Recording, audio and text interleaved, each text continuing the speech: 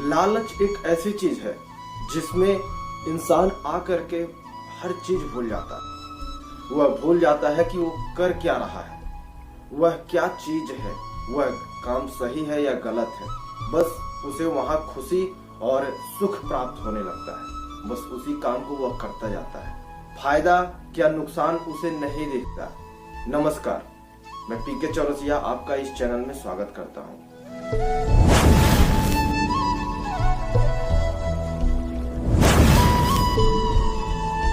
दोस्तों, आज की कहानी कुछ ऐसी ही है। एक बार एक राजा थे।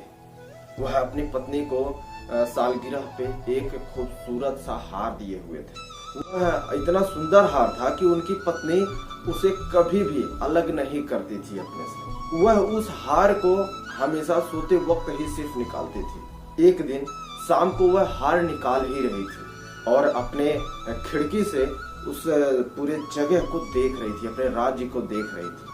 लेकिन तभी अचानक से एक बाज आया और उसे लगा कोई खाने वाली चीज है। बस वो झपट्टा मार के लेके निकल गया वहां से। हार छीन ले गया। अब रानी परेशान होने लगी। रानी ने राजा से कहा कि आप मुझे वह हार लाके चाहे जहां से दीजिए। राजा ने कहा हम दूसरा बनवा देंगे। रानी ने कहा नहीं, मुझे वही चाहिए। अगर नहीं मिलेगा तो मैं खाना पीना सब कुछ छोड़ दूंगी। वह हार मुझे बहुत ही ज्यादा प्यारा था, मैं उसे ही लूंगा। आप चाहे कुछ भी करिए, मुझे वही हार चाहिए। फिर राजा ने अपने शहर में पूरा हल्ला करवा दिया। लोगों को बता दिया कि यह हार गायब हो गया है। जो इसे ला के देगा हम उसे आधा राज्य देंगे। फिर क्या था, लोग तो लालच में आ गए कि राज्य मिल जाएगा। लोग उसके पीछे भागने लगे उस हार के। वह बाज जो है उसे लेके एक पेड़ पे गया हुआ था।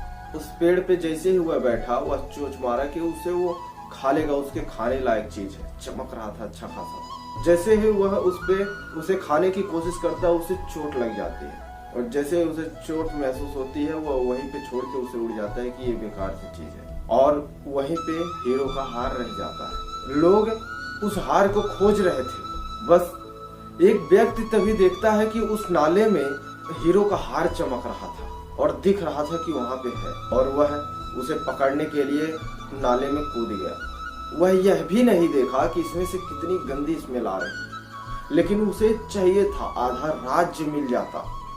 आधा राज्य का लालच वह उस व्यक्ति को कूदवा देता है। दोस्तों, ऐसे धीरे धीरे पता चला वहां के सेनापति, मंत्री सभी लोग लालच के चक्कर में आ गए। वहां उन्होंने सोचा हो सकता है कि हार मुझे मिलने के बाद मैं दे दूं तो मुझे आधा राज्य मिल जाएगा। ठीक यही बात जब राजा के पास पहुंची तो राजा सोचे कि अब तो लगता है मेरा राज्य आधा निकल जाएगा। क्यों ना, उससे अच्छा यही है मैं खुद ही उसे निकाल लूं। राजा भी गए, उस नाले में कूदे।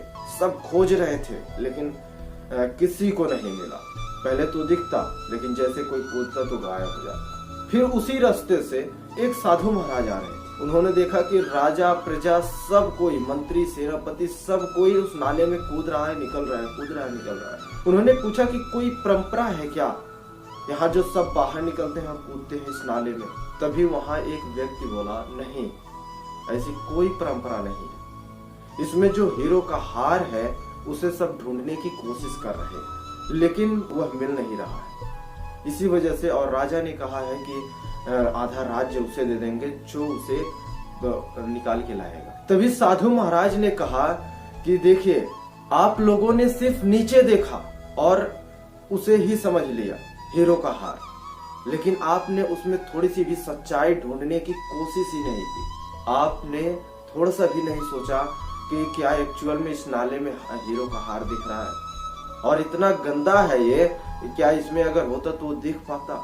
यह हीरो का हार ऊपर उस पेड़ पर है जिसकी तरफ किसी का भी नजर नहीं। और वह साधु महाराज दिखाते हैं कि देखिए वहां है और उनको राजा के बताए अनुसार सब कुछ देने का निश्चय किया जाता है। लेकिन साधु महाराज कहते हैं नहीं, मैं नहीं लूंगा।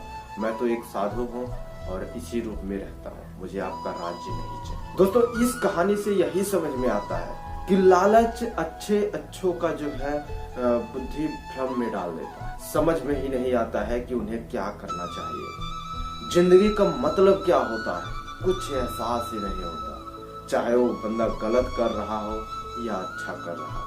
दोस्तों मुझे उम्मीद है आपको यह वीडियो अच्छा लगा होगा। वीडियो अच्छा लगा हो तो लाइक, शेयर और चैनल को सब्सक्राइब जरूर करिए। मिलते हैं फिर किसी ऐसे ही वीडियो में, तब तक के लिए